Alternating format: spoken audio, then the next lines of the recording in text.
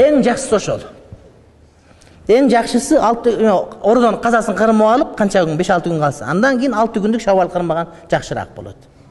Эң жакшысы ошол. Номер 1. Шаввал орозону кармаганда карыздар дагы жабылып калабы? Жок.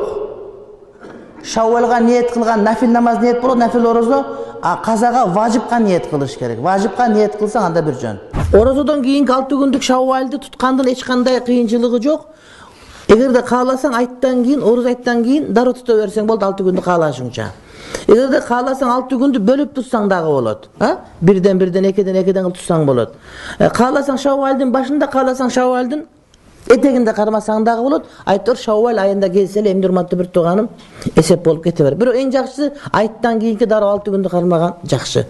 Бирок кээ бир жерлерде коноктор келе турган болуп, адамдар айтташа турган адат болуп кала турган болсо, анда ошол коноктордун аягы үзүлгөнгө чейин орозо кармабастан туруп, андан кийин 6 күндү кармап берген урматтуу бир тууган бул жакшыраак болуп эсептелет.